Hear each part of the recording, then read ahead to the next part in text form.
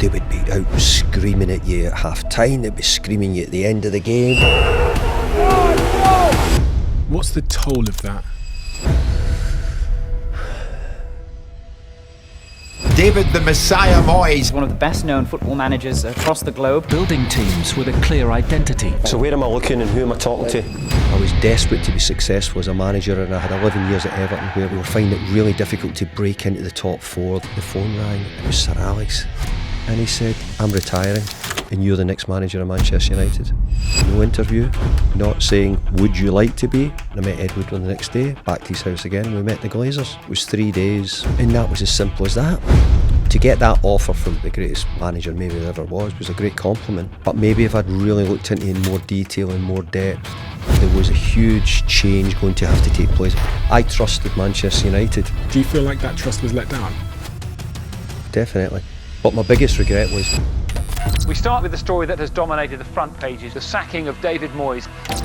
How did you find out that you're losing your job? Media. Oh, really? If you've got any class or any style, you have to give bad news well. What are those steps forward to get West Ham competing at the very top of the table? I want to build a new West Ham. A lot of supporters might not like the thought of that. When you look at where West Ham is now, do you worry about losing your job? I've got to say it. Before this episode starts, I have a small favour to ask from you. 2 months ago, 74% of people that watch this channel didn't subscribe. We're now down to 69%. My goal is 50%. So if you've ever liked any of the videos we've posted, if you like this channel, can you do me a quick favour and hit the subscribe button? It helps this channel more than you know, and the bigger the channel gets, as you've seen, the bigger the guests get. Thank you and enjoy this episode.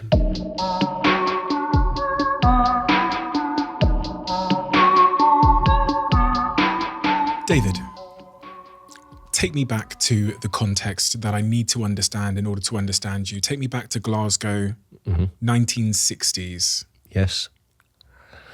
I was in a really good family who were really important, and you probably hear me talking a lot about it now, but we were a family who we stayed in the West End of Glasgow in a tenement building. And we used to have to, go up the tenement. And if people who don't know what a tenement is what we would probably think a block of flats, and you would go up the tenement. And they were never in Glasgow at that time very, very good to look at. People looked down on them a little bit. But it was a great upbringing for me. It allowed me to play my football out in the street, which at that time was something which everybody considered, street footballers. Everybody played football in the street. And everybody in Glasgow did play football in the street, played in the park. So I started in Glasgow in the West End, and that was probably where me and my family grew up. Your father's also called David. He certainly is, yeah. What did he do for a living? And how did that influence you? Well, this is probably, it's a really good question to me, for me, is because my dad actually was a teacher, but he worked in the shipyards in Glasgow, which was really important. So he worked as a shipbuilder, and then he went on to become a teacher in a college. But meanwhile, what he'd done in his part of his other job was that he was an amateur football manager. And there was a very famous boys' club team in Glasgow called Drumchapel Amateurs, which was very famous. And really is all my memories come with my dad running one of the teams at Drumchapel Amateurs. Now, for the people who don't know, there's people like Sir Alex Ferguson played for Drumchapel Amateurs. There was people like Asa Hartford played for Drumchapel Amateurs. John Wart was a Scottish international. So it was a very, very famous boys' club.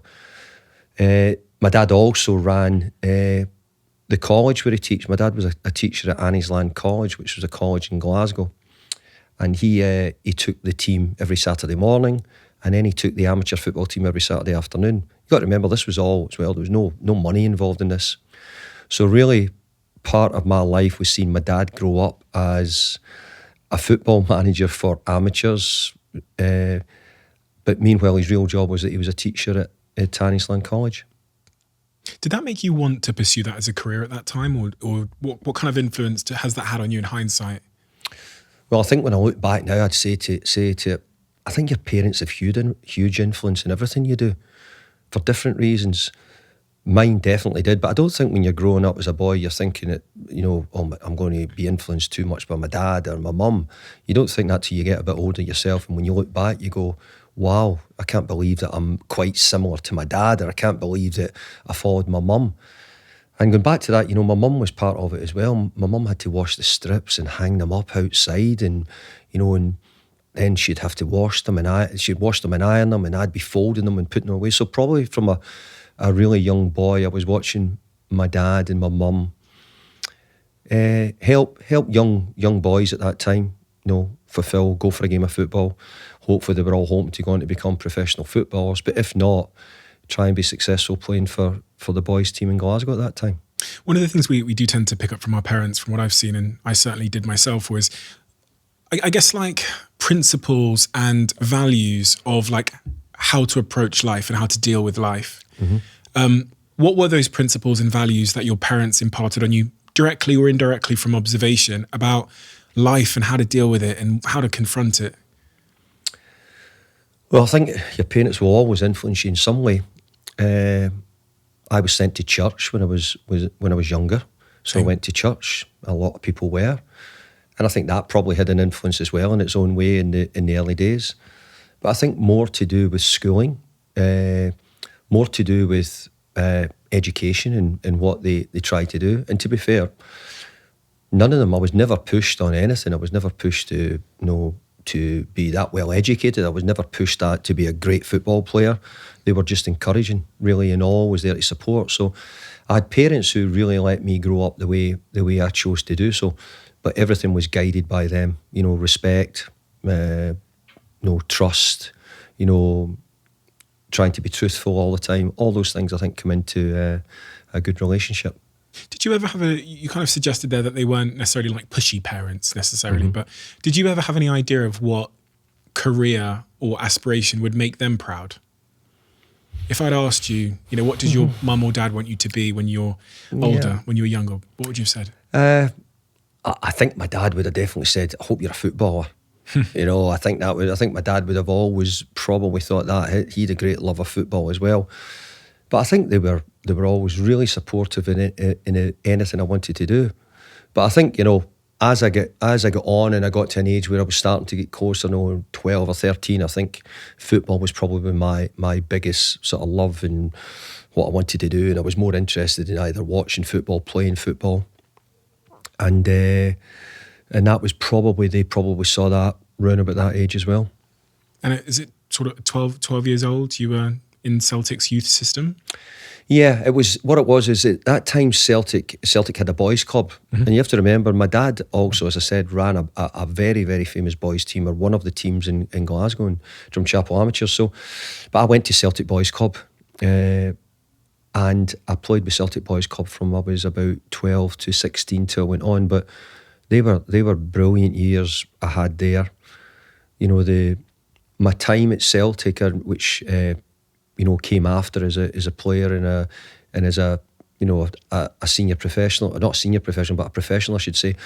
But the young period when I was at Celtic Boys' Club I can only remember winning things and being really successful and representing Glasgow schools as a schoolboy, representing Scotland schools as a schoolboy, international. So I had really, really good days in the early days, probably from 14, 15 onwards. Did you, if I'd asked you, even at that age, so say when you were 16, if I'd asked you about your ambitions in football, what would you have responded with? I hope that I might have been good enough to become a player. I'm not sure I would be. And I would love to be involved in football. And I always used to think that, I'm hoping that maybe I could run an amateur team, or I could be involved. I could might be good enough to take a junior team, might get paid a little bit of money. Maybe I'd become a youth team coach for somebody if I wasn't going to be a football player. I always thought, even at that time when we were growing up, there was lots of youth clubs. So we would go to a school youth club, because it was where you would get a game of table tennis, you'd play pool, the gym might be there, and you'd play five-a-side football, with whoever was there. So I always thought, well, maybe I might be able to work in a youth club or something if I didn't get in more better than that. So those early days, there was no guarantee that you were going to become a footballer. Every boy really wanted to become a footballer. What did you learn from your dad as a manager? Is there anything even today where you think, I think I got that from my dad, or that trait, or that? Yeah. Planning. Yeah. organisation, commitment. And if I just sort of planning, at that time, there was no mobile phones then, so it was the phone. So he'd be phoning all the players to say, look, we're playing on Saturday, I want you to meet at 12:30, we're meeting whatever it was. And at that time, they all had to come at times with a shirt and tie on. They had to bring a bag. They all had to come with the same bag. Shirt and tie. You've got to remember, this is Glasgow in a time when, people weren't, but people had to turn up with collar and tie on. And if you didn't turn up with your collar and tie on, you might not get selected for a game. So small things like this, if you're talking about maybe disciplines or ways you were brought up, I think possibly I picked up a lot of the traits probably early on. Why does that matter? Why do the small things matter? Shirt and tie? Do you think they matter, I guess, is another question. Yeah, I do. I think they really do matter. I think sometimes they mean, and I have to say, if you jumped on to this, my senior time, I think they've always looked better. I think people have always looked better if they dress well and they're correct, they look prepared for the games. I jumped to Manchester United just quickly and say, Manchester United had a rule which Sir Alex had, that they would always turn up for away games in shirt and ties. Now, most teams would rather turn up in the tracksuit, the players can come more casual. But Manchester United always turned up with a shirt and tie on, which I thought was a great thing, because they wanted to show what they were, wanted to come out there and say, look the way we look the way we approach it. You look at this is Manchester United here, and I've got to say I really admired that part of it. It's interesting. It's an interesting small psychological advantage, isn't it, to some degree? I guess it's a statement of professionalism and attention to detail before the ball's even kicked. It is, and so that takes me back. So you're saying is maybe Sir Alex, who played with Drumchapel Amateurs, maybe had picked up from his time at Drumchapel Amateurs. The way they had to turn up with shirt and ties on, and they had a blazer on. And again, this was just an amateur football team in Glasgow. You played with many clubs over your almost 600 career games, few across a variety of different divisions. That time working as a player across multiple clubs and multiple divisions, what did that teach you? And it's always useful to get a variety of different experiences so that you can kind of create your own perspective on the world. But what did that teach you, those 600 games as a player? What are the fundamentals there? The fundamentals were I learned so much. But my early days when I started at Celtic was probably engraved in me more than anything, because Celtic had an incredible tradition of winning. Winning. Now, obviously, Celtic had to win with style as well. Celtic were, the biggest club with Rangers in Glasgow, in Scotland, I should say, and because of that, Celtic had to win was always so important. So, I could see there was the first team, there was the reserves, there was the youth team, and all the managers were under pressure to win. Then, if you did win, then it was, and what was the score? You won 1-0. That's not good enough. You need to win. You need to win 3 or 4-0. You need to win by more goals. And how did you play? Well, we didn't play that well. We scored an own goal. It was a scrappy. Not good enough. You have to win with style. So I think my early days, I was brought up with brilliant footballers, people who showed me, don't know if you want to call it a philosophy, because philosophy might be much deeper and might offer much more. But it gave me something where I had to say, well, I have to win. I have to find a way of winning. If I can win with style, that's even better. But more importantly, I have to find a way of winning. And I picked that up probably from my early days at Celtic, and I wasn't there that long. Not that I wasn't there that long, but I wasn't there that long probably as a senior player. I moved on and ended up bobbing round the Championship and a couple of the lower leagues in England for a long time. But I come across some really great managers. I come across some which weren't so good. But, I always try to be respectful to any of them, because that came from my background and my upbringing. But I also was trying to pick up everything I could. And when I was 20, I had already qualified as a full-time, full A licence coach at the time. To be a coach, you had to have an A licence, it was called. Now you have to have a pro licence, but it was an A licence. I'd qualified as a coach when I was 20, 21, which was unusual. And the reason I'd done that was because the coaching courses were obviously full of really experienced managers, full of really lots of players trying to get into management. the only reason I went and done it was hoping that I would become a better player. I thought that if I went on these coaching courses, it'll help me become even better as a player. And I had a really good career, but not quite at the elite level, which I really wanted to be. Whose idea was that, to go and do a coaching course at 20 years old to improve yourself as a player? My own, because I thought that maybe I'd find out more about it. But I have to say, there was a thing when we were young players. When we were 16 at Celtic, we were sent to the courses to help the coaches. So we were called the runners. So we were down there to do all the running. You had to do all the running. You had to be a fullback. You had to be a midfield player, and all the practices were put on for the coaches. And Scotland had great coaches at the time. People like Sir Alex, Jim McLean, Walter Smith. I could go on and on. Scotland had brilliant coaches, without naming the likes of Jock Stein and Bill Shankly, and you could go on and on. George Graham, for example. So I was sent down by Celtic, and I was one of the runners for a couple of years. And once I was down, I said, I want more of this. I want to be around football people. I loved listening to them.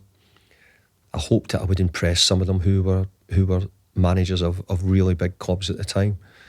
And that's where I thought, well, no, I'm going to go and do my badges myself, and went on to do them in Scotland. Well, your time at Celtic, in the first team, when you got signed there, it was 3 years, right? You were in Celtic? Yeah. You then got to experience other cultures and clubs, but you cite Celtic as having that sort of winning mentality that some clubs just have, where they're almost, they get used, they like develop the habit of winning. Throughout your career, you've been in clubs that have the habit of winning, but also clubs that maybe have struggled in the opposite direction and don't have that culture of we always win every game. When you think about the clubs you've worked in that have that habit of winning, like Celtic did, what is that? Where does that come from, and what does it look like and feel like? It looks like you walk in every morning with your chest out and your head high, and you're sort of confident in what you're doing. There's a motivation to keep it going, not to let it drop. There's something about having to continue to improve to stay at the top, that you can't just do what you're doing, which is going to keep you there forever. You have to keep trying to find a way of doing it. So I did see that, and I feel that, and I've seen it at other clubs since. But I have to say, I think on the journey to probably where I am today is probably more that seeing a lot of the other side as well is actually the bit which, I've been at clubs where I've been getting relegated. I've been at clubs where I can't win. I've been at clubs where, it's not going well. I've been at clubs where there's, it's not been as powerful as say a club like Celtic. So I think you have to see it all round for you to give yourself the best chance. And I keep saying is, to get to become a football manager, I don't think there's any one plan. You could be the best player on the planet and not become a football manager. You could be someone who's never played the game and become incredibly successful as a football manager. So I don't think there's necessarily one way you do it.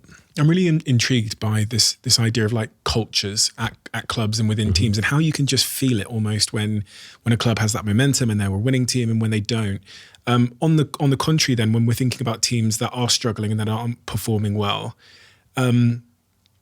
what are the signs of that? Now, Rio said something really interesting. Was it Rio? Was it Gary Neville said something interesting to me?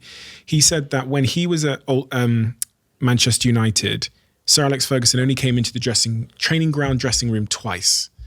And he said he never needed to come in there because the culture was in there. Yeah. So if when Berbatov came over and wasn't fitting the culture, the players would correct him. Yeah. He then says when he went to QPR, when the manager left the changing room, everyone was talking about their wages and where they're going next.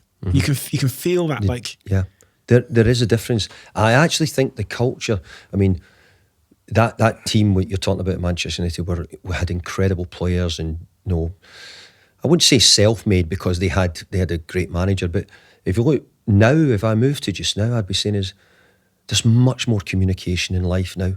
I came from a background where it was really tough, the Scottish managers, probably the working background we came from, they would be out screaming at you at half time, they'd be screaming at you at the end of the game, they would be after you if you didn't do well. I don't think that culture's there, and I think it's changed completely in Scottish managers. And if you look about Scottish managers, probably over history, Scotland had lots of managers in the English Premier League, for example. Very few now. And it might be that we're having to change our culture. So going back to a little bit what you're talking about, Rio said, getting in it there, I think there was a period where the players looked after themselves, or they could take the hard-hitting hairdryer treatment, if you want to call it that. Now I think it's a completely different culture now. Whether we've changed or whether I feel as if management is not necessarily in that form. I don't know, maybe you, Steve, you'd tell me even better. You're head of businesses. Would you go in and be screaming blue murder at your staff now? Do you know what? The thing, actually I think it's an advantage, is I didn't grow up in that culture. Yes. So I've never known it. I've never known the prospect of like coming into work and like, whereas you hear about it in some old businesses where like the CEO would come in and throw things and throw the table over and stuff. Yeah. I just never grew up in that environment. I grew up in a sort of a societal expectation that a manager is like, you know, might be tough and sometimes, but is fairly nice. Yeah. There's no like big glass office that I sit in away from my team members. It's a different world these days. As you were talking about there, you said that it's kind of a different world in management. You've been in, you know, the job since you were, I guess, 20, in your early 20s. You're 59 now?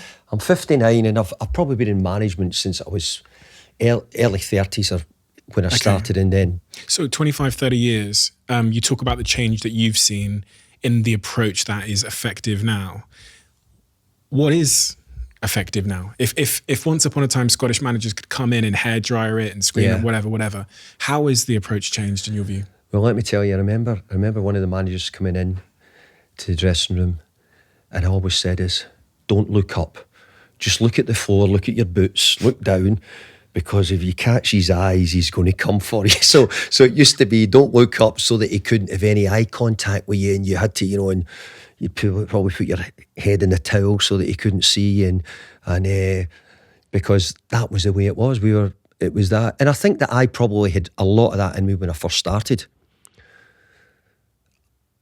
But the difference now is I think we're in a different, and maybe yourself, and maybe you'll understand, it's a different era. So as a coach and as a manager and as a man now, I think you need to find a way of how you're moving on with that, or you'd be left behind. And I've got to say, I think in my position, I've got to admit, I have to keep trying to keep up, renew, invest in more work, or find out how it's going on. There's so many new things. And that don't get me wrong, that doesn't mean that I've still not got the bit of anger in me when I think the players need it. And I actually think they like it. I think sometimes they like it. I think people want to be told the truth. And I think one of the worst things you can do to people is I think if you keep praising people all the time, I think it makes you soft as well. So I think there's a level of praise you can give people, but I think you've also got to be really tough with your praise as well. And I actually think that as I've got older, I've become better in giving praise. I think there's some of my players, I'm sure at Everton, would say that I very rarely gave them praise because I was always looking for better from them. You know, over the last, I've been in business, 10 years or something. Not as long as you in terms of management, but even I've started to notice some like warning signs in people. So like if I see this in the interview process, I go, I saw this before and then it ended in this way. Kind of like pattern recognition. Yeah. You've talked a lot about, and I've read a lot about your scouting process, how you find great talent, great players. What are the things you look for in the things that you consider to be warning signs? I always wanted someone who I thought was putting in effort. Okay.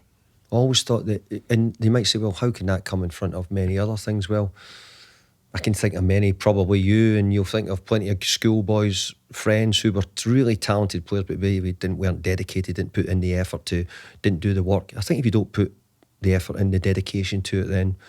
And the other thing what I use a lot is, you know, if you don't love the game completely, then you'll probably find it really difficult. I think you'll find it really difficult to become a manager if you don't love the game or have real longevity. I think you could be a player and maybe get through your career 10, 15 years as a player without loving football. But I think if you want to go longer, I think you've badly got to love the business. When I became manager of Everton, but I did it before, I used to always meet the players, and I still do if I can. You nearly wanted to see their eyes, to see, I need you to work hard. I'm needing you to know to do this job for the team. I like to see, are you going to take that? I'm going to be critical of you and I want you to get better. Are you happy with it? You nearly wanted to put the questions over to them to see if they were going to take it. Did you? I did, to many players. And I've got to say, we've had quite a few over the time, which I've got to say, who I've had in my house, who I've had in offices, and we've probably not taken them. Sometimes because, a bit like you said, sometimes something just makes you go, that's just not what I quite wanted to hear. And that might only be a gut, and it might not. It might have no reason. And some of the boys I'm talking about have gone on to be superstars and play for other clubs. But something at the moment can only give you that little bit of gut feeling if you think it sounds like it's going to fit for you. And I'm not saying you get it right, but I think at that time you have to have your own sort of things where you say, no, I'm not going to change. This is what I want to do and I want to keep it this way. And some I've missed out on some.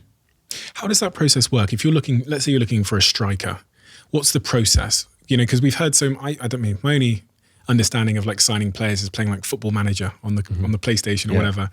But I have in my head, you have all these scouts, they produce reports. Yeah. And then do you know what position you want to fill? Do you go to the scout or what happens? I think in the main, the scouts will probably bring them to you. I mean, look, if it's somebody playing for one of the teams locally or that and is available and you think there's a chance, then you'll probably try and do your homework. You'll try and, obviously statistically, you'll try and get it right. You'll try and look at their strengths and weaknesses. You'll take into consideration maybe the price he's going to cost, where you think it's, where he fits in for you, what he can do.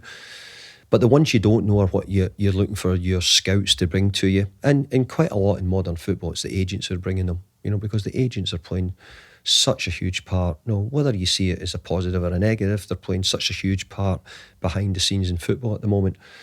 And these people will bring it. Obviously, if you're trying to sell something, you're always going to talk it up. But in the end, I would always try and get my scouts to go through it. They would probably say, yes, this is worth coming and looking at. Come in, we'll go and sit and we'll sit for a few hours watching.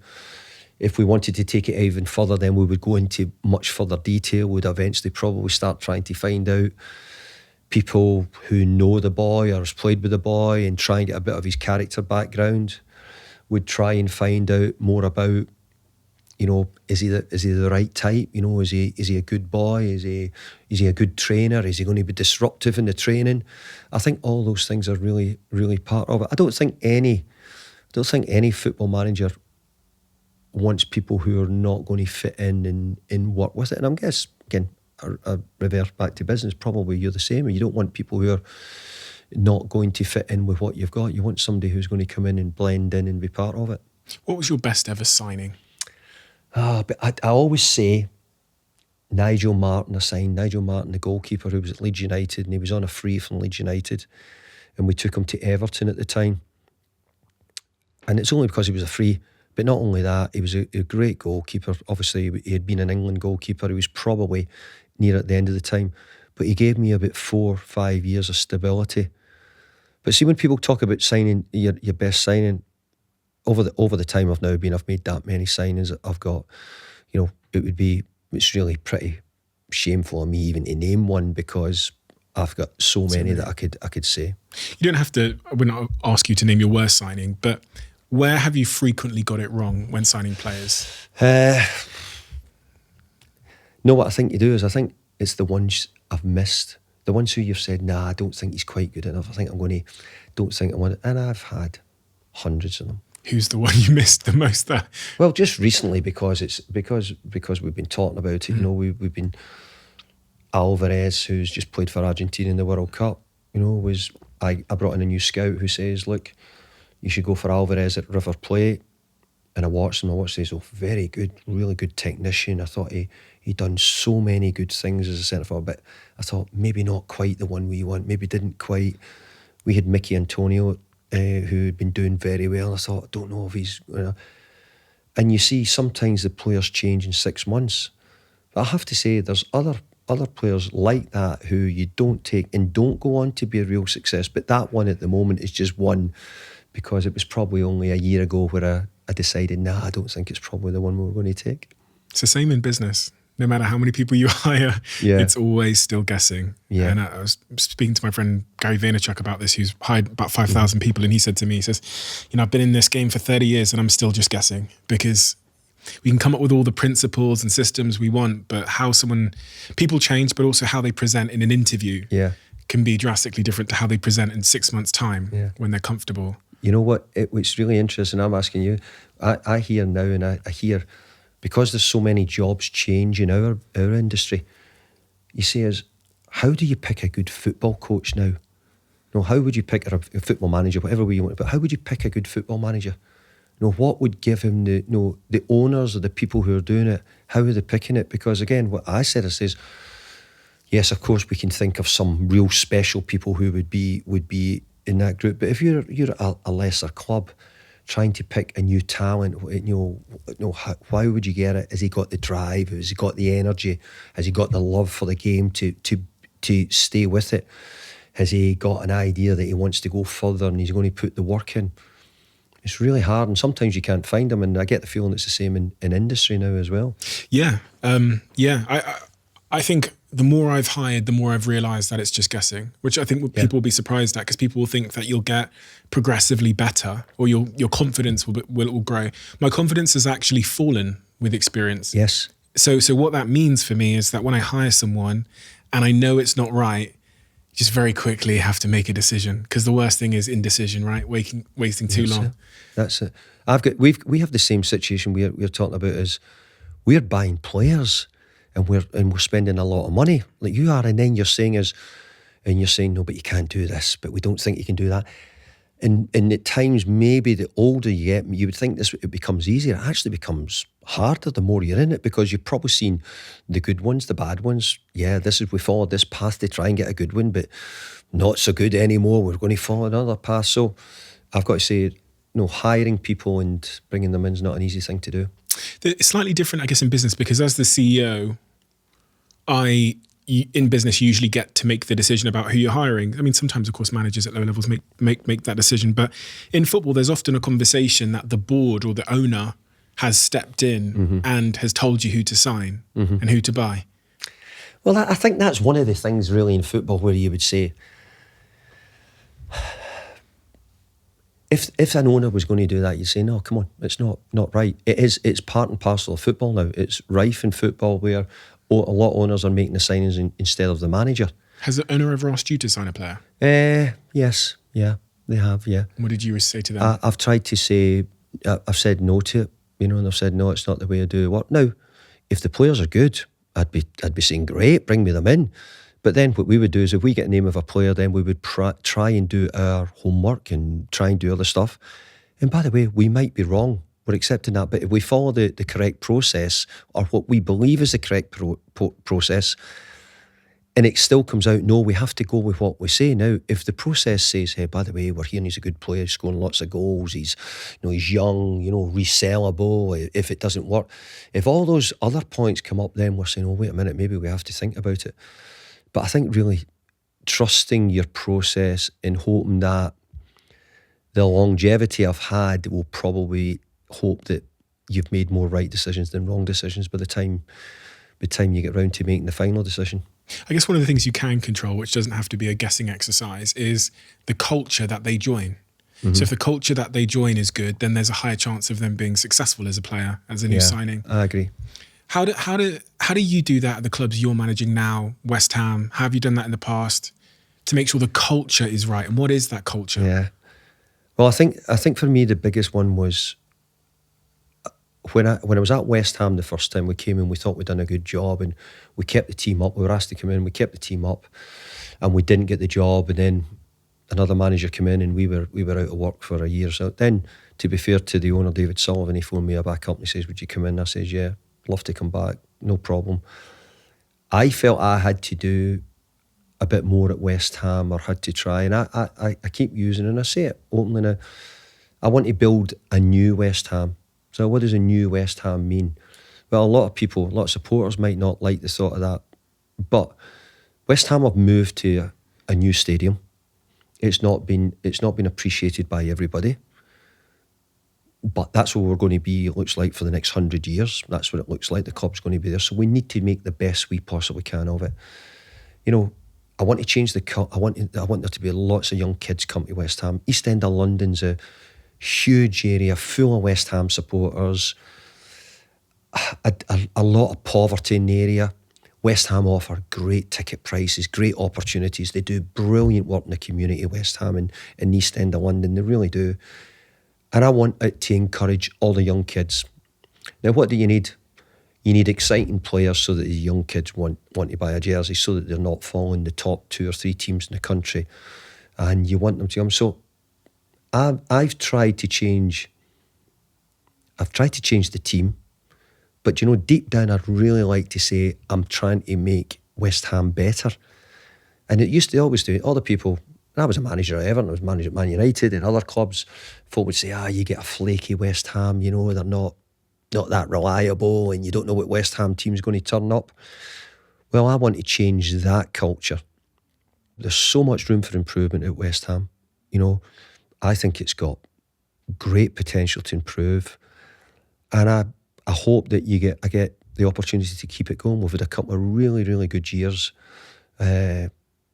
Success for West Ham. It's been success. And it's how we continue that success now, how we build on it. And I think if you're in business, I think you'll accept it. You know, quite often you have a couple of years or a good year and then you might not have it quite so good because of we're a little bit like that at the moment. So I'm hoping that culturally, I think we have changed. I think we've changed a load of things at West Ham. We're not milky, we're not flaky. I think there's a different atmosphere in the East End of London regarding how people see West Ham. I like the way we've done it, but we've also got some really exciting young players who those young supporters I talked about could follow. What are those next steps then? If you reflect back on what you did at Everton, you took them from being that kind of, you know, happy to survive club to in your last 8 years you finished in the top. Your last 7 years you finished in the top, one of the two. Yeah. Your last 8 years you finished in the top 7 times or something along those lines. They became a consistent, competitive team at the top end of the table.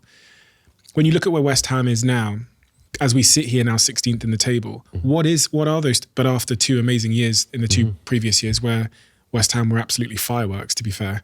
Dangerous, very, very, very dangerous team to play against. I'm not a Manchester United fan, so I remember the last 2 years have been really, really incredible for West Ham. What are those steps forward now to get West Ham to being that team that is competing at the very top of the table?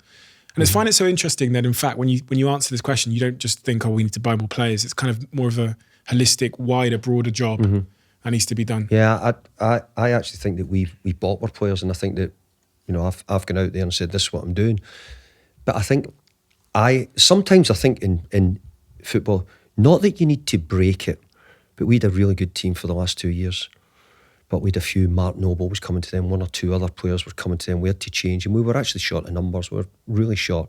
The players have done I felt as if I nearly had to break it up a little bit because I had seen signs. Now, my experience, my longevity was telling me, if I don't do this now, then I'm going to feel I'm going to be caught out.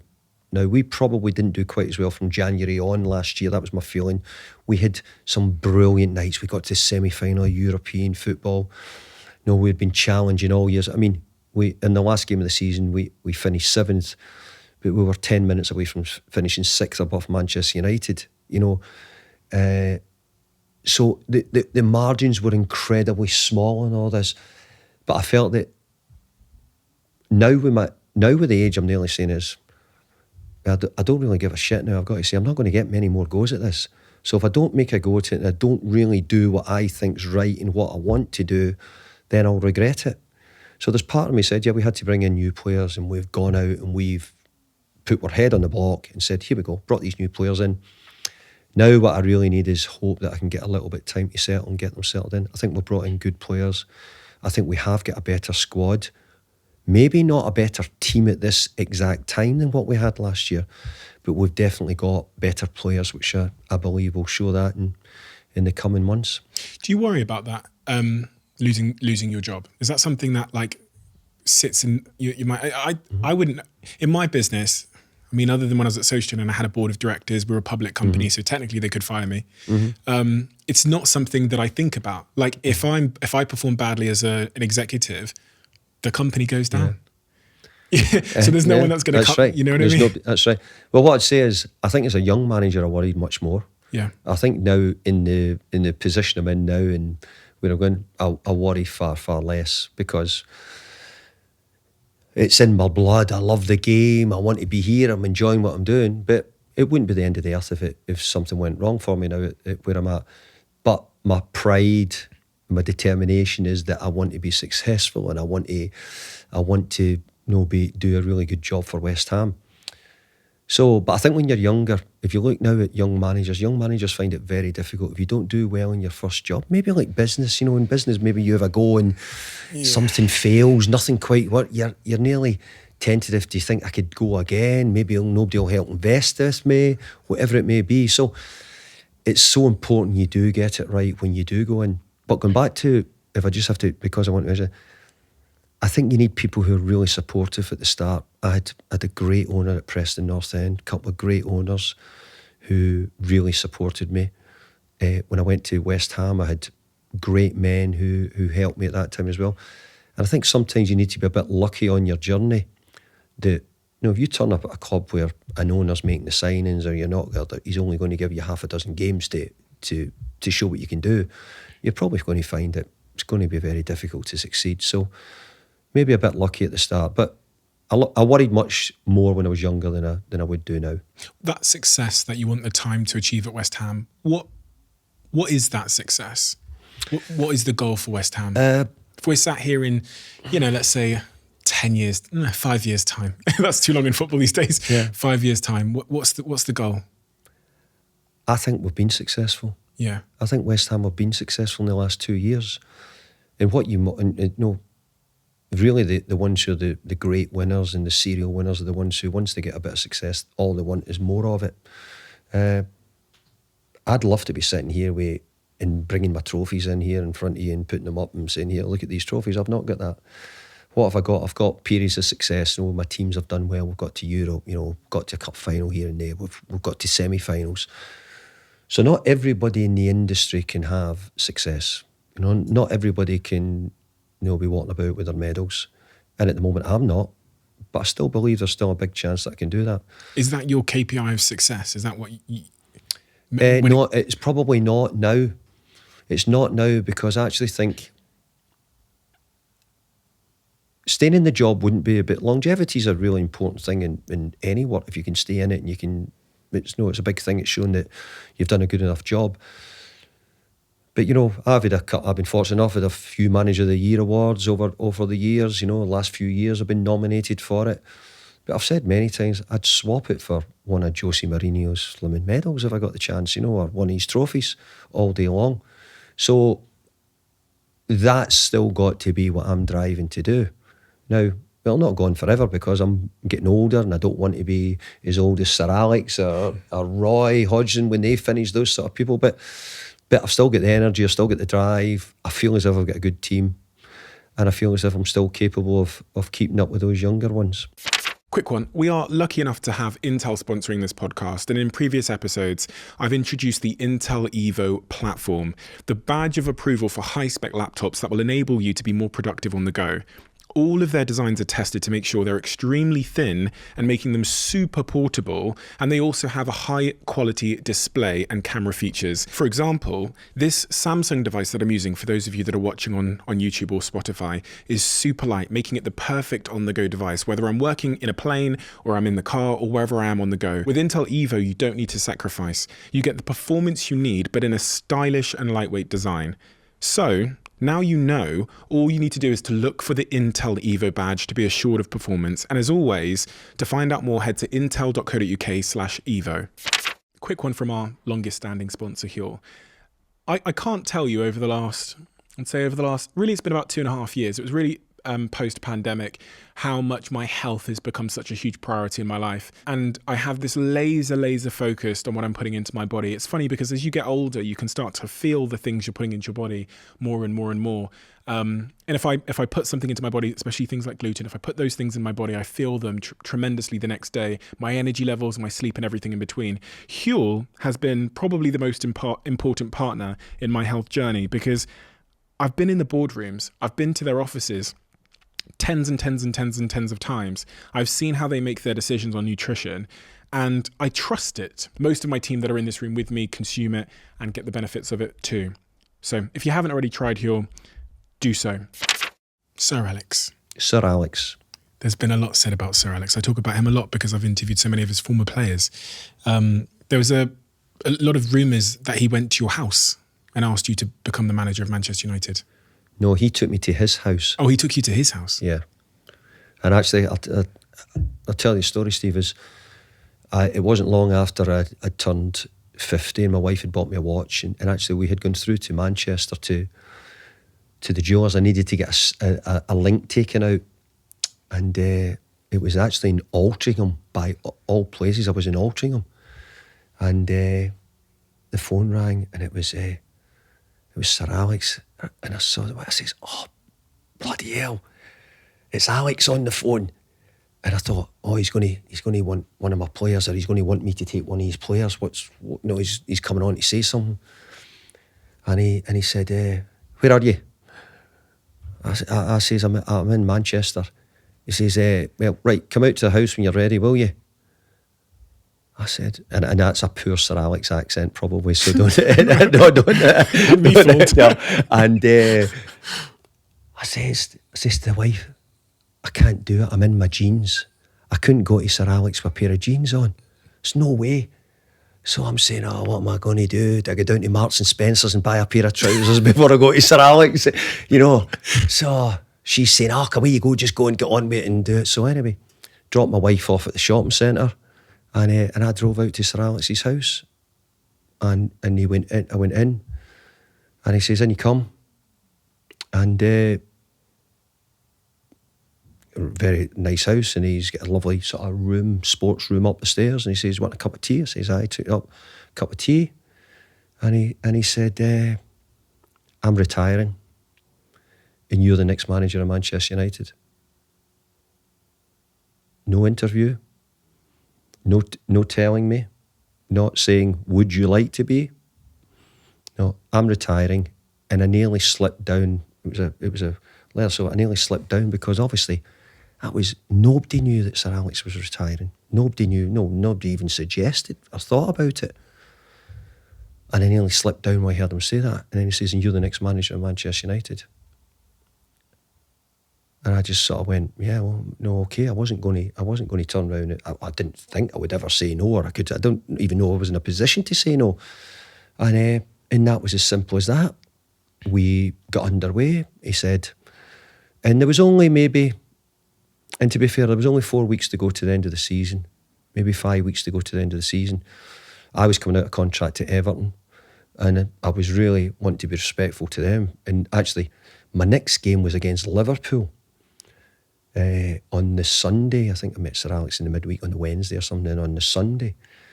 And I knew that if we had got a draw with Liverpool, we would probably finish above them in the league. And it was at Anfield, and we got a draw. And we did finish above them, so it didn't have any effect on what I was doing at Everton.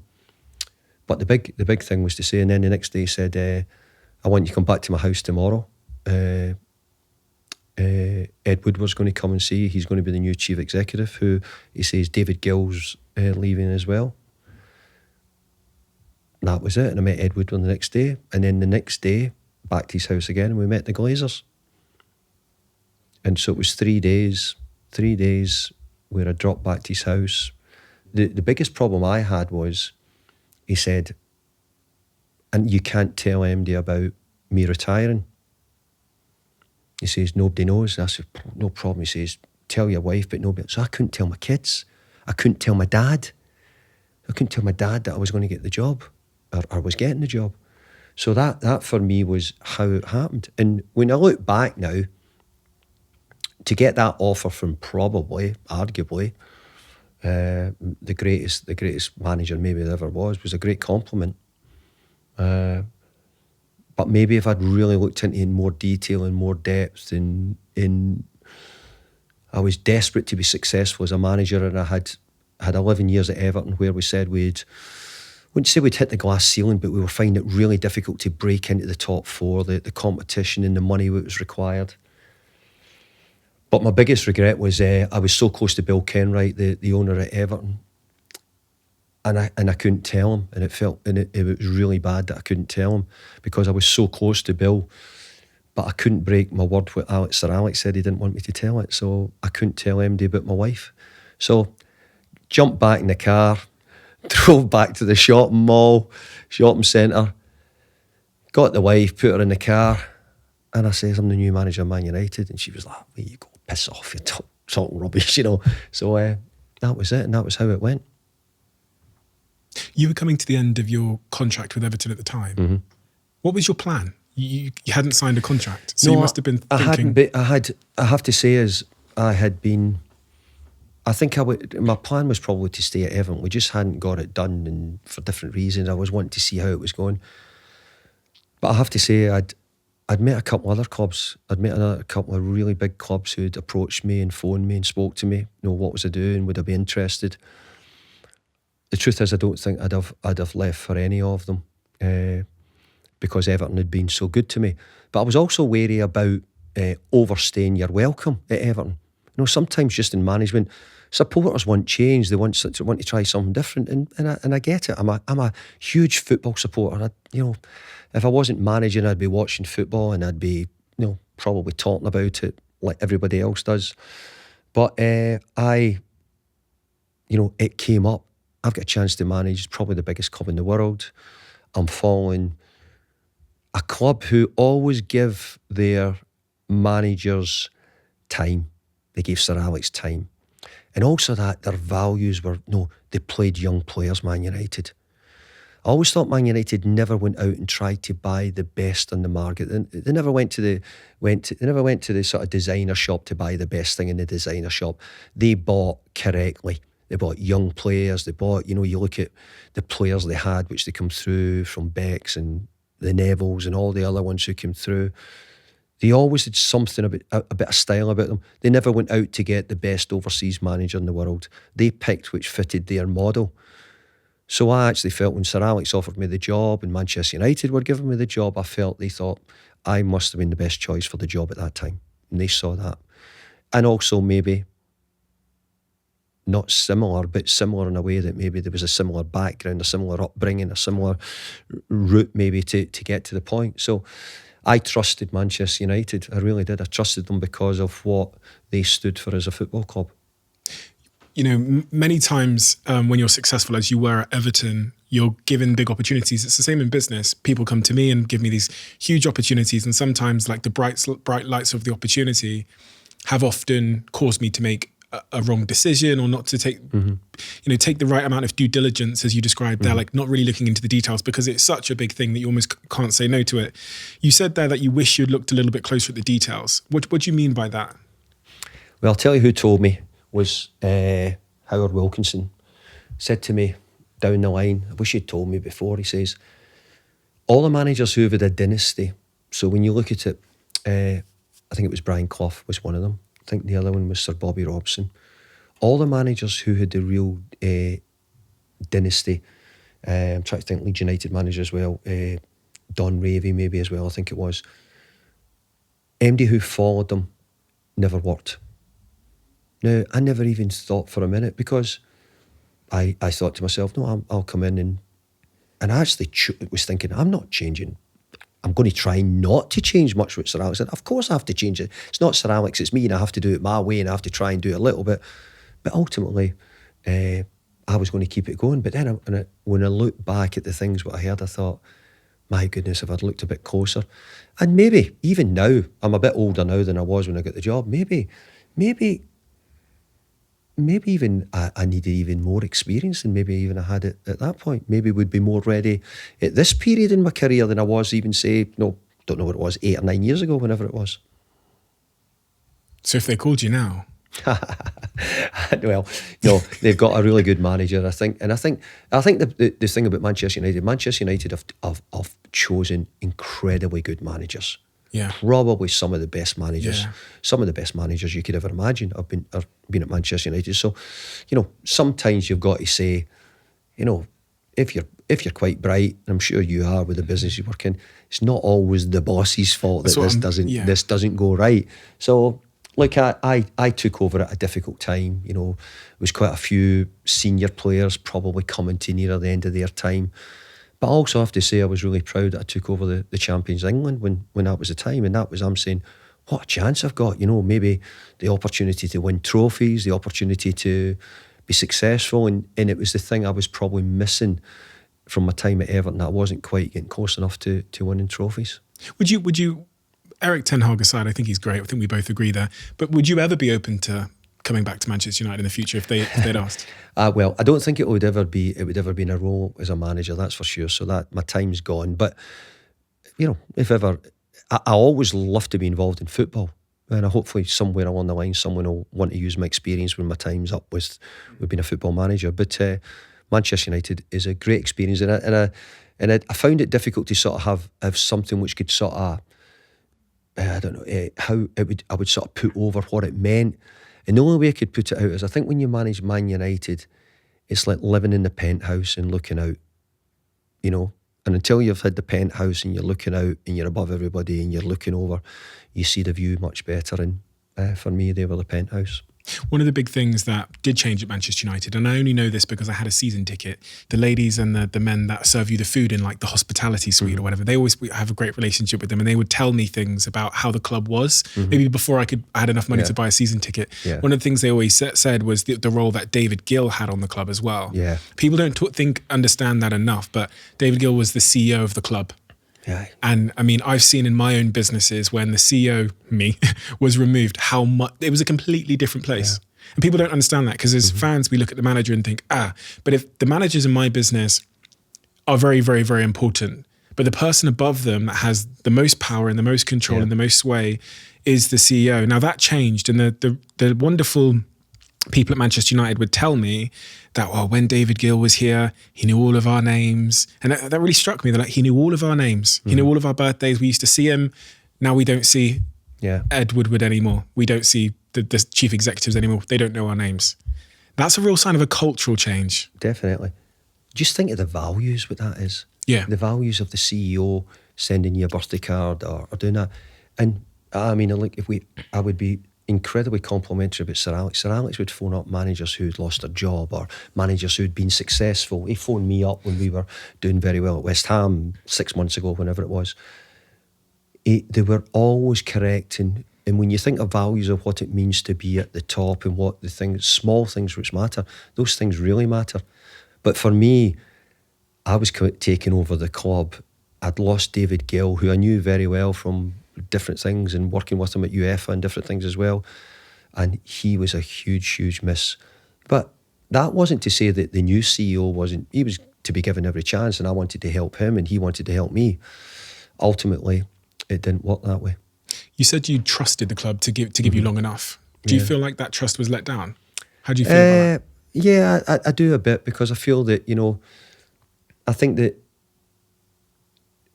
if you're putting in a new manager, you're hoping that you're going to give them, and look, I left a very stable job and a very good environment to come and do it. And obviously, I think when we look back, you would say, hey, there was a huge change going to have to take place at Manchester United after Sir Alex. And maybe, ideally, I think we were going to try and make it seamless, where there wasn't going to be too big a change. But there was a lot of players changing, getting to an age where they were having to move on. There was actually a big squad of players who had been incredibly loyal to Sir Alex, and suddenly they've got a new manager coming in the door, maybe not playing them as much, so they don't have quite the same sort of closeness to him, and still building up relationship. So I think there was a lot of that, and it made it difficult. But the thing I look back at business, and you're a very successful businessman, I always think you have to give bad news well.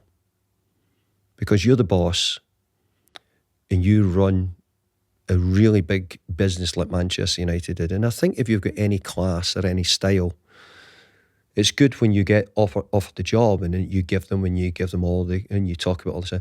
But I think when you're having to give bad news out, I think giving bad news has to be done in a good way as well. And I felt the way that I was told at the time at Manchester United wasn't done as well as it should have been done. But the way that you were told you weren't going to be manager anymore. Yes, there was ways it could have been done better and it could be made a lot easier than what it was. Now, I've heard this from former players. I've heard former players tell me that they were really disappointed by how the club, specifically Edward Wood, gave them their send-off. I think it was Rio that said to me that, like, just came into the dressing room, tapped me on the shoulder and told me that this was my last game or that they were selling me or something.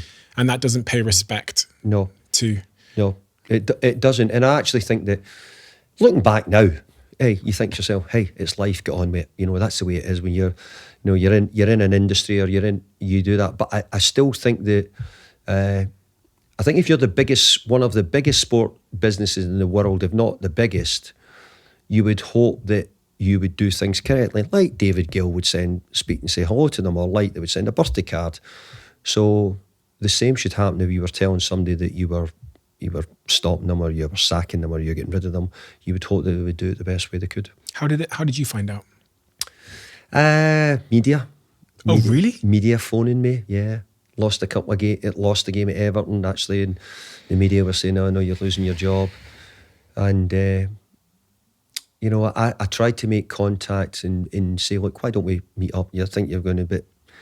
It didn't suit, and before I knew it, they called me in the day after. And by this time, the whole world had known about it before I'd sort of got to know. So sometimes I think people want to get it done right, and I just didn't feel it was right. But anyway, from my point of view, I generally don't have I don't have a gripe about it, because the industry I'm in means that this can happen quite often and you don't get things done the way you want it and you have to live with it, and that's the way it is.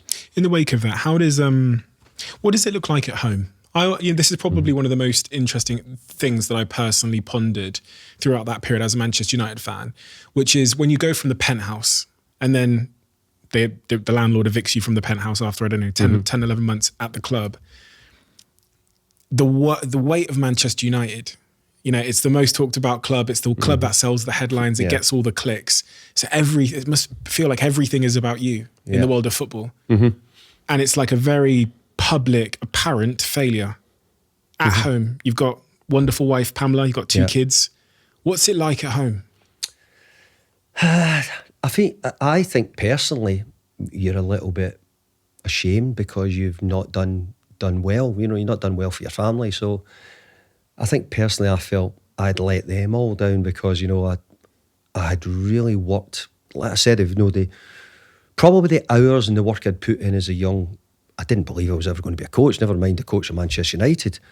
But the hours of work I'd put in had got me to a level where I'd worked and I'd done an awful lot of hard work behind the scenes over the years. And then to lose it so quickly. So you get a job. And I said at that time, I had 2 or 3 really, really big clubs who were talking about me and speaking to me. But when Sir Alex came and made me the offer, it was very hard to say no. And then for that to go very quickly. So it was a bit like getting to the top of Everest and then actually starting to decline very quickly. So from my point of view, it was hard going home. It was difficult. But I've got to say, it's a bit like my mum used to just say, hey, whatever happens, you just have to get up and get on with it. You get on with it, you take it in the chin and you got away, and sort of sticks and stones, don't worry too much about it. But you're right, when you're manager of Manchester United, you're talked about in every continent, every country. You'll either be in the front or the back page of one of the papers. So, but that's also the privilege of being a manager of Manchester United as well. What's the toll of that? If you were to warn me about the toll. I think the toll for someone who cares deeply about their profession and wants to be successful and wants to do well, the toll for me personally at the time felt big. It really did. And it probably took me a wee bit to get back on the road a little bit without thinking about it. I worked really, after I lost the job, I said, well, I'm going to have to go and try and reinvent, find out more new things, keep keep current? Where can I go to find out what's going on? You know, and I obviously couldn't go back to Old Trafford to watch a game, or I couldn't really go back to Goodison and watch a game. So it made it quite difficult. But I found myself doing quite a bit of work for UEFA. I'd done all the Champions League games, which was really good day. And I spoke in all the pro licence courses for the coaches, which kept me current and having to keep up to date with things. So those type of things kept my education and kept my knowledge and kept me going a bit. But I still think that when you've been at one of the big clubs, it's always a miss because you realise the level they're at. You said that the toll is big. In a very practical, real sense, what does that mean? Is it sleepless nights? Is it anxiety? Yeah, but I'm someone who sleeps really well, to be honest. But I do think that it's very difficult when you lose your job. And in our business, you're talked about a lot, so you have to accept it. And I'm part of it. You will be as well. Or if things go wrong or any of your businesses fail, you'll be current. No, people will have criticism. But I think if you're going to go into football management, then you have to find a way of saying, how do I deal with it? How am I coping with it? What's my mechanism? I remember thinking when things weren't going so well at Manchester United, I'd be driving into training. So I couldn't put on Talk Sport. I couldn't put on Radio 2. I couldn't put, they were talking in. So I thought, I'll put on whatever music it was. And they come on and they were talking about me on that news as well. I thought, oh my goodness, is this ever going to end? Is there a channel that isn't talking about Manchester United in some way? But that was because it was getting closer to probably when I wasn't doing so well, and there was a lot of talk about it. But I think you just have to find a way of shutting yourself off from it the best you can. But the world we're in now for young coaches of social media, if that's what your world is, or how you present yourself, it's much different now. And in days gone by, in the early days at Preston, I'd look at the newspaper, and there'd be a letter page, and there'd be 4 or 5 supporters saying, "Why is Moyes not playing him? And what's he doing?"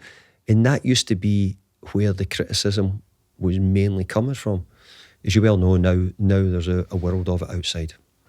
I got to play at the London Stadium, Sociedad. It's called London Stadium, isn't it? Mm-hmm. Yeah, it's called the London Stadium. I was a chat to Karen Brady once in a while. I'm seeing her soon.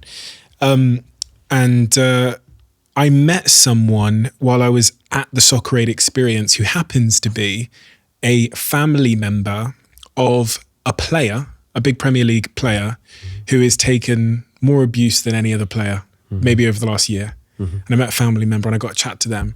And they told me about the toll it's taken on the whole family. And you never think about that.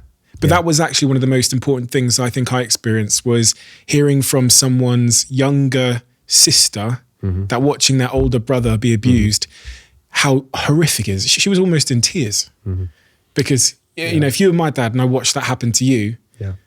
Well, I have to say, and it's not, I don't think it was, I'd only a week after I lost the Man United job, my dad had a heart attack. Yeah. And it was a triple bypass. So I'm not saying it was because of when I left Manchester United, but that was the case. And hey, who knows? Who knows? If it would end, we don't really think that was the reason behind it. We think it was just coming on. But so there is tolls that get taken in families. Of course there is. But thankfully my dad's doing well and still going well just now. Something we don't think about, and people will say to you and people like you and foot players, they'll say, well, you pay loads of money, so behave yourself. Just deal with it. Yeah. But then the kids aren't. There is part of it. And actually, I do think many, many times I think myself is, do people understand that we've got a family? I made this the other day, as I was saying to a friend, as a manager, I think as you get older, in business, you get older, you think you get more experienced, and doesn't make it any better. When I was a young manager, if I lost the game, I would come home, go straight to my bed, pull the curtains, and not wake up to Sunday morning. Try and I might not sleep. I just didn't really want any. I didn't really talk with my wife too much. I didn't really talk to my kids. I wasn't unpleasant. I just wanted to be on my own. Done that. The opposite then was if you won on a Saturday, I'd come home and say, come on, let's get ready, let's nip up to the restaurant and we'll get a bit of dinner and a couple of glasses of wine. And I used to always call it the Saturday night feeling. I'm desperate to get that Saturday night feeling. I'm desperate to have that feeling when you've won on a Saturday, knowing that mainly on the Sunday you're picking up the newspapers and the newspapers are saying you've won and you're going well. And I thought maybe by the time I get to the age over 1,000 games now, I'll be saying to myself, this is going to be feel much easier. Not at all. Just as bad. I'm not saying I'm going home every night I lose now and pulling the curtains and going straight to bed, but it's to just sort of tell you how the game is. The game is actually nearly completely how important the winning. And going back to, I said what the upbringing was, where find a way of win means that I have more good Saturday night feelings than I do going home and pulling the curtains and going straight to bed. Yeah, I don't think about that. You know when you said something a second ago, which is, you'd reached what I consider to be the very top of the game, managing Everton, because I think about how many tens of thousands of managers there are, coaches out there that are, on the Sunday League pitches and all around the country that are aspiring to manage in the Premier League. It's insane. It's an insane achievement. You managed at Everton, you went to Manchester United, it didn't go well. In that period after, even though you're at the very top of the game, did you doubt yourself in the post-Manchester United? By my pause might make you think yes, but I didn't doubt that I was actually, I felt that I could do the job, I could be good at it. I felt as if I could, my work on the grass was good enough for where I had been. I had success the years before, so I was always trying to say, it didn't go quite well this 10 months. Why did it not go well? Was it how I managed? Was it how I coached? Was it maybe I didn't have the right players? I had to try and look to see what there is. But the other part of the 10 or 11 years, I'd seen some great players. I had been in FA Cup finals. I'd got to quarterfinals of European competition with Everton. We'd qualify for the Champions League one year. So I was thinking as well, was I going to say that was all no good then, the years we had done it? So I think once I put it in perspective, then I says, no, I'm not doubting it. But what I do think is, I think most days you have to get up and be ready to sort of challenge yourself every day. I don't think you can get out of bed every morning and think, hey, this is fine. I'm doing okay here. I think every day you're sort of getting up and saying is, how am I going to try and be better? How can I make people better? How can I make a difference today with what I've got? Paranoid almost. Yeah, near enough to an extent where you're saying is, I can't. You folks say, do you bring your work home? I really think if you're in the boss, if you're the boss, you're always bringing your work home, because you're not just putting your head off and saying, I'm leaving that in the office and I'll pick it up in the morning. I think very rarely you're doing that. I think that's just life if you're a CEO or a boss. I very much agree. I very much agree with that idea of taking the work home. And also, when things don't go wrong, in hindsight, everybody's quick to diagnose why it didn't go wrong. Has the subsequent 10 years where everyone has failed at Manchester United felt good? Because everyone has failed. Jose's failed. Yeah. Van Gaal went there. You went there. I'm missing someone. I think I'm missing someone. I mean, Carrick had a stint. Ollie was in it. Ollie was in. He failed as well. So that's 5 or 6 great managers who couldn't make it work at Manchester United for whatever reason. So I think time has almost been good to you in terms of the story of your time there. Look, I've got huge respect for Jose Mourinho. Huge respect for Louis van Gaal. Ollie was new and is one of Manchester United's own, so was always going to be given every opportunity to try and make it work as well. So I think there's been some great managers going into Manchester United. I think the biggest problem for Manchester United is Manchester City. How do I'm a Manchester United fan, season ticket holder. How, from your experience, do we get things back to how they were?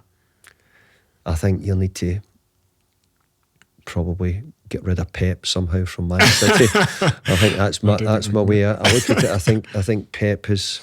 I think there is some managers. I think. But you must have an unbelievable perspective, better than me, at what, because you knew Fergie, you knew the club, everything. You've been inside it. What do we need to do to get back to? I think Manchester United had different principles than most of the other clubs. Looked at their youth a lot. didn't always sign maybe as I said before, maybe the top diamond. They always sort of picked out good players who improved. And now and again went and bought a Cantona every so often, or Van Nistelrooy or Van Persie at different times. So at different times they bought really good players at good times. This is actually a really good point, because we've also bought some world-class players and they've all failed. Yeah, so there is something about Manchester United had their own way, but because of the competition which came in from Manchester City, Chelsea probably more in the earlier years. I think those two clubs. I think Liverpool have had an incredible period, got a really good manager as well and top players. I think over the year, Man United and Liverpool have always had a level of competition against each other. People say we've not spent money. In terms of players, we've spent shitloads of money. We spent almost $1 billion or whatever. Huge. And all these players, I remember the Falcaos, the Di Maria, because I get excited every time when I celebrate and I start blowing up my friends' WhatsApp chats and saying, you're screwed, we're going to win the league. Yeah. And then every year the player fails and then the manager's sacked. Yeah. So it feels like a bit of a... Is the expectation or the excitement on the new players coming in? I get this all the time, and I say this quite a lot to people I hear in media, they're talking about, you need to buy new players. No, we buy new players. And actually, I would really like football to be where money was not always going to be the key to it. We think the more players or the more money you spend means that you win the league or you're successful. And look, I think it probably will prove that it is. But I'd rather see that, sometimes that it's not that way. And I just do think that quite often, not buying all the top players, it doesn't mean that you have to buy the top players. I think it's buying good players and people who've got good characters and people who are going to work hard for the team. And then they come into that culture, which makes the difference. Then 1 + 1 = 3, like Leicester that year. Yeah, Leicester and the year they had was probably what we're all hoping for, whether it be us and you're seeing other clubs. I mean, actually, Newcastle United, for example. Newcastle United bought a couple of, with respect, 3 or 4 English players last January, British players, probably not necessarily on the radar of the biggest clubs in the country. And they've turned round and they've had incredible momentum from probably January last year, maybe just before January, and are keeping that momentum going. And now they're adding in the odd bigger star or the bigger player as they go along. But I thought their business at the start was very good.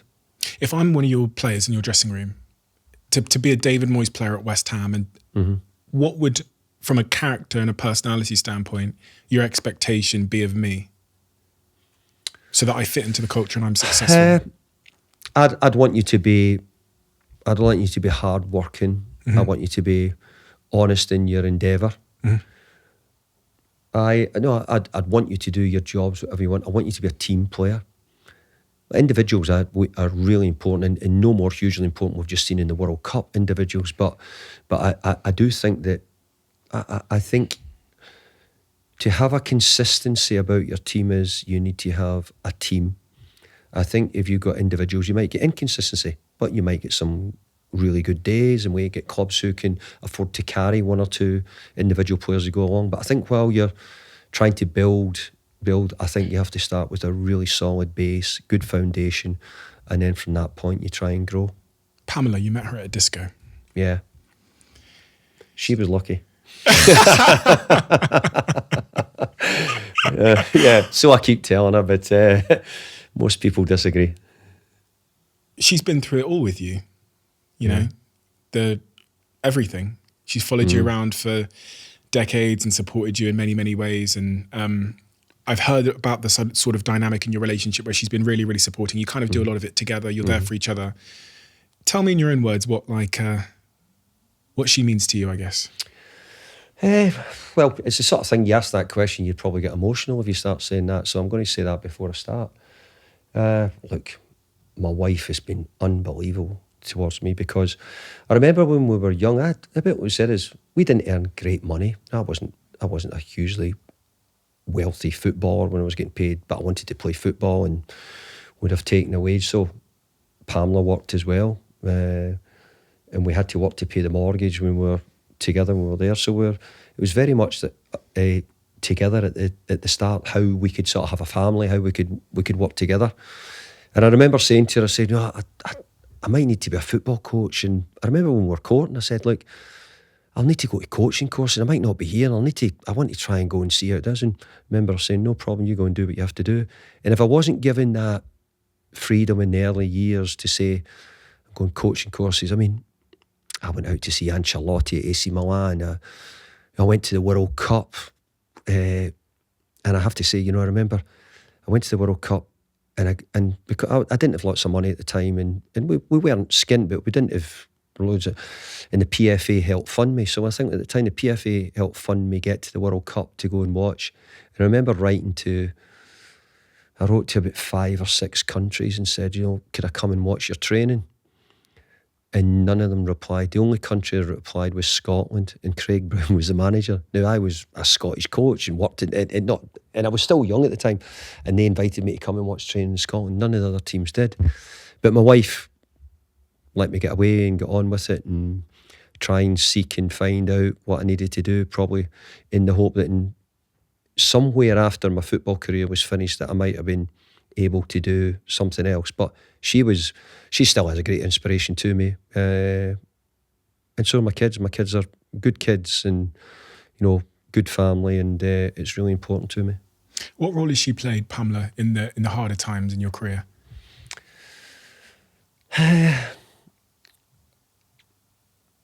You know, I think when you're a football manager, you're going to have hard times. So undoubtedly.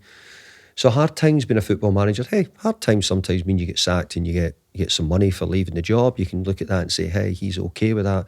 But it's not, you've got pride. You know, as I said to you, I was probably losing the job. I was more in embarrassment. I felt embarrassed from my family, really, that, you know, they were getting talked about, they were getting looked at, you know, people were shouting, hey, your dad's lost his job, or whatever it may be at that time. So my wife's just always stood by me and really supported me whenever it comes to the games. Probably knows when she should speak and when she shouldn't speak, when it's going well and when it's going badly. And even that's a skill in itself, because, you know, when you're in it, when you're the boss, there's quite often, with respect, your partner quite often could say the wrong thing at any minute, and you go, no, you might be thinking, why are you not thinking about, no, you're in the wrong case. So I think it's really important that your partner understands exactly how you feel. Where do you think you'd be professionally without her? I couldn't imagine anything. I couldn't imagine my life really without my wife. And you know something, I'm 59 at the moment, so I've only got a good bit to go, and we've got a good bit to go.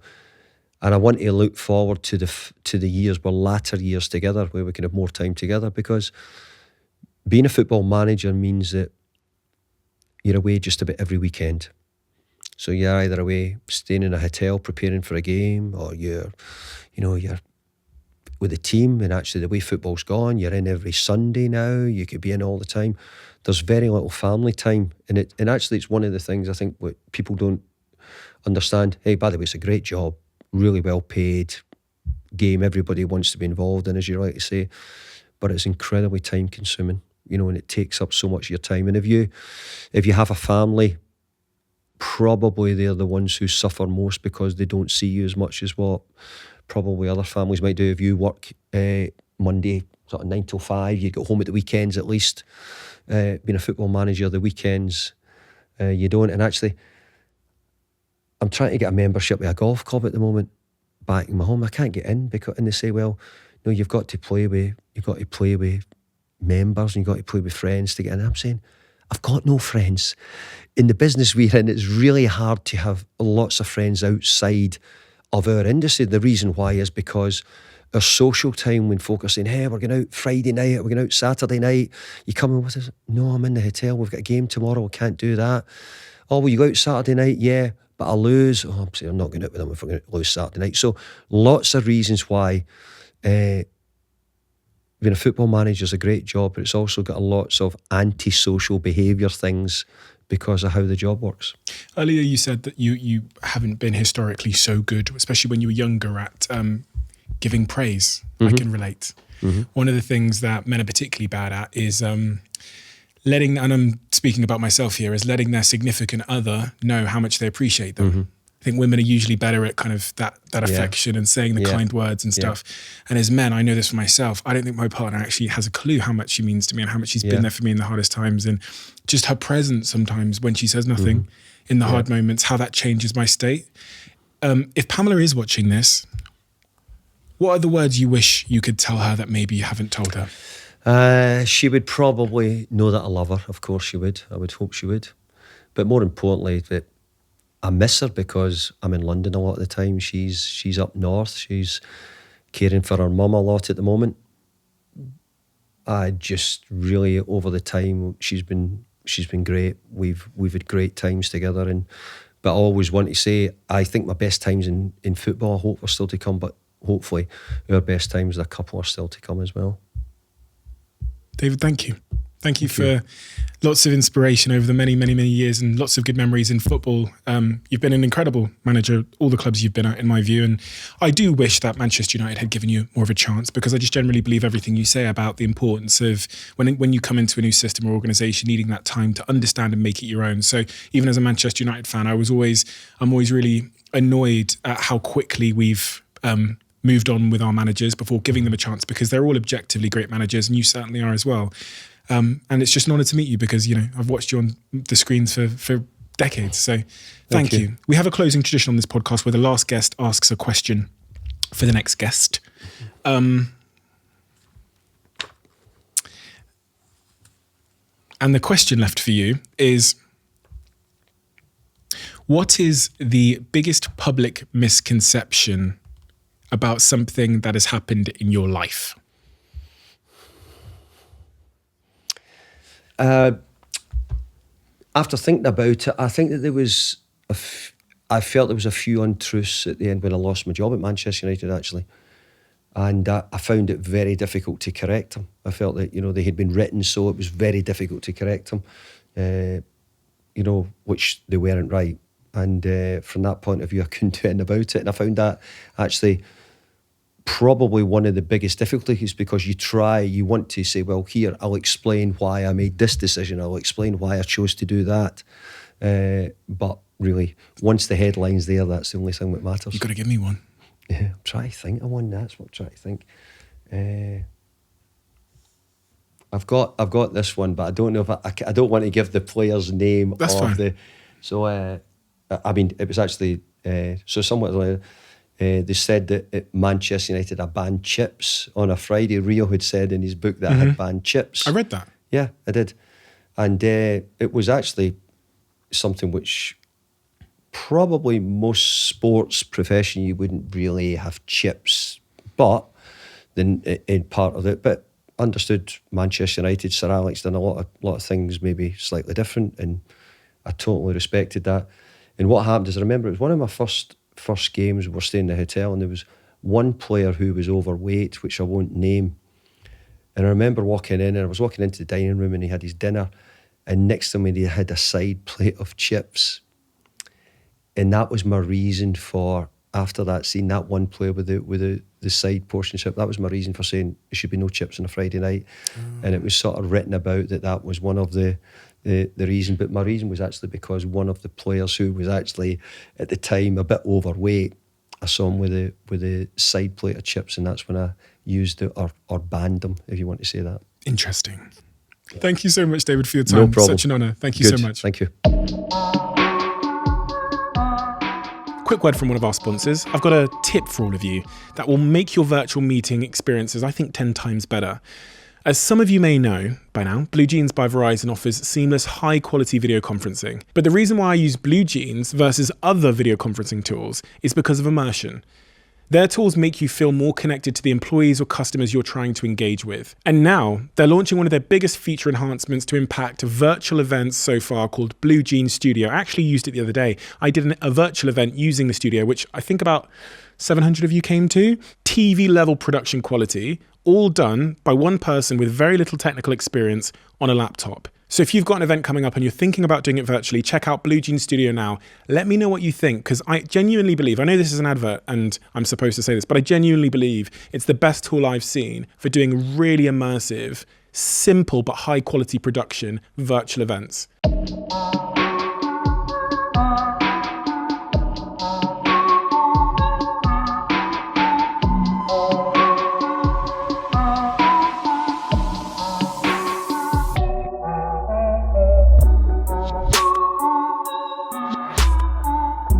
Moyes.